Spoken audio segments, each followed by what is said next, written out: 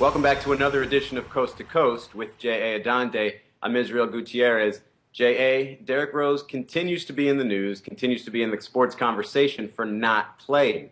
He spoke again before Game 1 of the Heat Bulls and said it's still up in the air whether he can come back or not. Now, Joakim Noah, his teammate, says that everybody who hasn't gone through what Derrick Rose is going through should just shut up. Now, on the outside looking in, everybody sort of realizes, well, he's been practicing for 2 months. He's been around his teammates. Why can't he play and help this team that's, grinding its way to a second-round series against Miami? So should we all shut up, like Joakim Noah says, or is it fair to criticize Derrick for taking his sweet time coming back?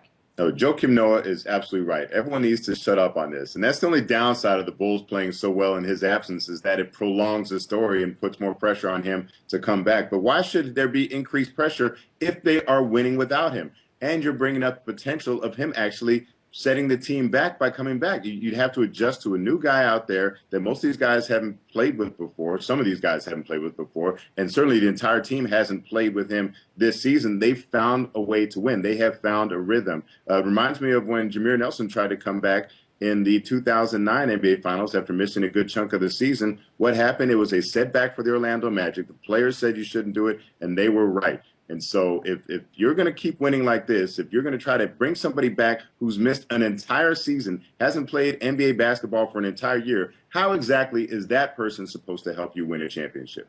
Yeah, and a lot of people say, well, if he's been practicing for so long, he should be somewhat sharp. And he should not necessarily wait for that muscle memory to come back and everything else. But you're right. There's a rhythm factor to playing with your teammates against an opponent, and it's different. I do get the frustration because it just keeps hanging it out there. He just sort of keeps it out there like a carrot. Well, I might come back. I might not come back. And you could tell that his own head coach is really tired of answering the question, and he'd like to know a definitive answer one way or the other. But having been in that locker room and listening to guys talk about it, particularly Joakim, you get the sense that there's a real family type of feel in that locker room. They really support him and they're patient with him, and they're not forcing him back.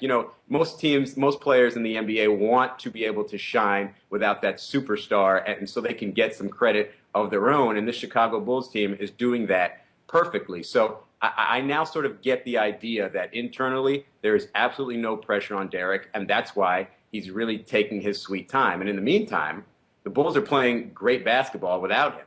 Now, yeah, don't you think Nate Robinson is loving this? I mean, Nate has the type of ego that thinks he's the best player in the league, and now he's getting his opportunity to prove it. How are you going to tell him, Nate, thanks for winning those games for us, now go have a seat because Derrick is back?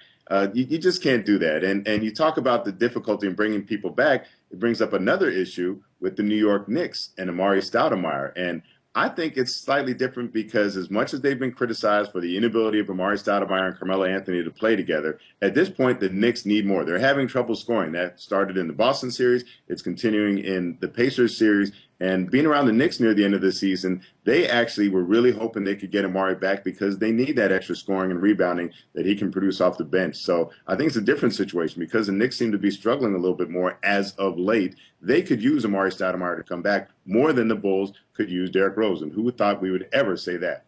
Yeah, there's the sense that they didn't even want Amari back and that, his coming back might cause problems. But I think you're right. Even if it is with the second unit, if he gives them another outlet to pass the ball for an open shot, that's exactly what they need. Some ball movement, some reward for moving the ball rather than just throwing it in and isolating either Carmelo or J.R. Smith. All that wasn't really what they did well when they were playing well at the beginning of the season and at the end of the regular season. So if it encourages ball movement to have him in there and have another scoring option, then that's only going to help. But if Amari comes in feeling like he needs to sort of save the day for a struggling offense in Game 3, then that's going to be a problem too. So it's a unique balancing act between what Amari coming back and what the Knicks have to do. It's a lot less intense than the Derrick Rose conversation, however. But, who knows? Maybe in the second round we'll see both of those guys come back and we'll add some drama to these NBA playoffs.